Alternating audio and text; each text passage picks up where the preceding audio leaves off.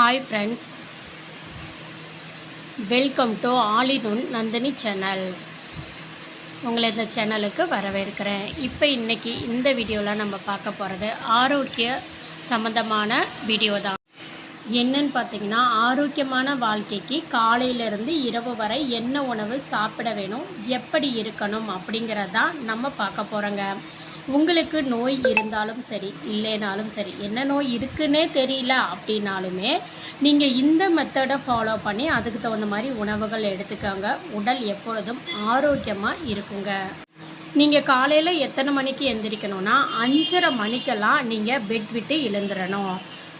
டெய்லியுமே காலையில் 5:30 மணிக்கு எழுந்திருக்கணும். ஒரு சிலர் எழுந்திருப்பாங்க, ஆனால் பெட்லேயே ரொம்ப நேரம் உட்காந்துக்கிட்டே இருப்பாங்க. இந்த மாதிரி ரொம்ப நேரம் உட்காந்துட்டே இருக்கக்கூடாது.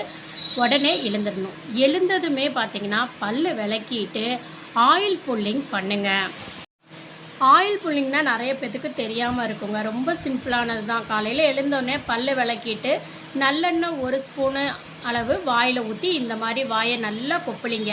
அந்த எண்ணெயோட தன்மை கொலகொலப்பு நீர்த்து போகிற மாதிரி வெள்ளையாக மாறிடும். அதுக்கப்புறம் அதை கீழே துப்பிட்டு நீங்கள் வாயை நார்மல் வாட்டரில் நீங்கள் வாஷ் பண்ணிவிடுங்க.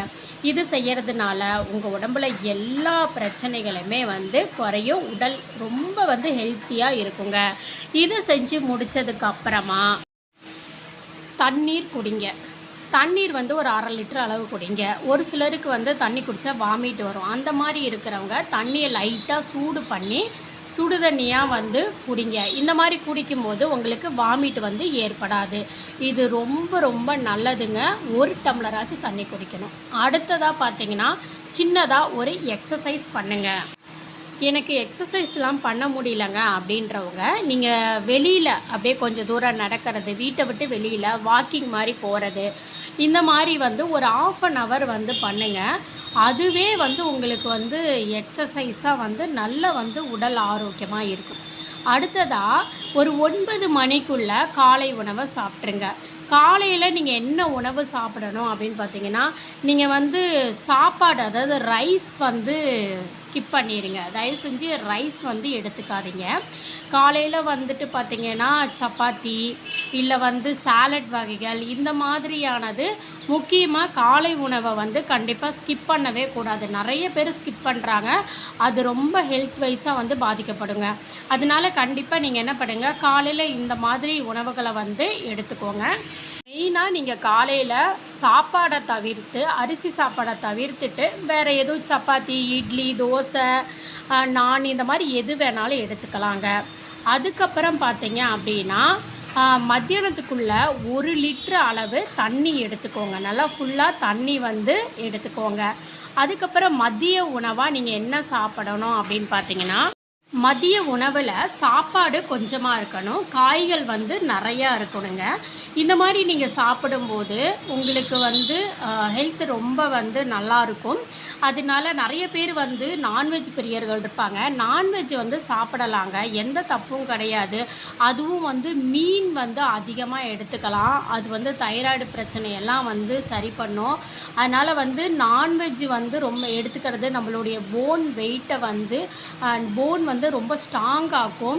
அதனால் நான்வெஜ் எடுத்துக்கலாங்க, தவறு எதுவும் கிடையாது. டெய்லியும் கூட நான்வெஜ் எடுத்துக்கலாம். அடுத்ததாக பார்த்தீங்க அப்படின்னா, ஈவினிங் ஒரு 5 மணியை போல் டீ குடிக்கலாம். அல்லது இந்த மாதிரி பயறு வகைகள் சாலட்டாக செஞ்சு சாப்பிட்லாம். அதுக்கப்புறம் நிலக்கடலை எடுத்துக்கலாம். இதெல்லாம் நீங்கள் ஈவினிங் ஒரு 5 மணியை போல் எடுத்துக்கலாம். முடிஞ்ச அளவுக்கு காஃபியை தவிர்த்துடுங்க. டீ கூட எடுக்கலாம். டீக்கு அடிக்ட் தான் ஆகக்கூடாது ஒழிஞ்சு, டீ அந்த 5 மணியை போல் எடுத்துக்கலாம். இந்த டைமில் சுண்டல், அப்புறம் இந்த வாழைக்காய் பஜ்ஜி, இந்த மாதிரி இதெல்லாம் வாழைக்காய் பஜ்ஜி வீட்டில் செஞ்சு சாப்பிட்ற மாதிரி இருந்தால் நம்ம அந்த இதை எடுத்துக்கலாம். நம்ம வெளியில் கடைகள் சாப்பிடும்போது ஒரே ஆயிலில் அதை திரும்ப திரும்ப போடும்போது சிலருக்கு சேராது. அடுத்ததாக பார்த்தீங்க அப்படின்னா, இரவு உணவுக்கு நம்ம என்ன எடுத்துக்கணும் அப்படின்னு பார்த்தீங்கன்னா, இரவு உணவில் ஒரு ஃப்ரூட்ஸ் ஃபஸ்ட்டு எடுத்து சாப்பிட்டுக்கோங்க. சரிங்களா?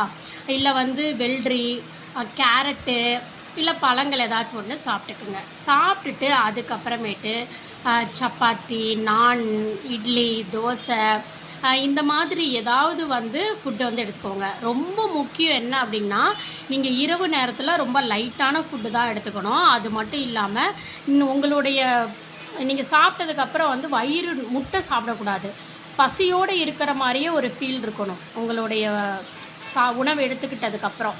அந்த மாதிரி இதோட வந்து நீங்கள் வந்து எழுந்திருக்கணும். அப்போ தான் வந்து உடல் வந்து ஆரோக்கியமாக இருக்குங்க.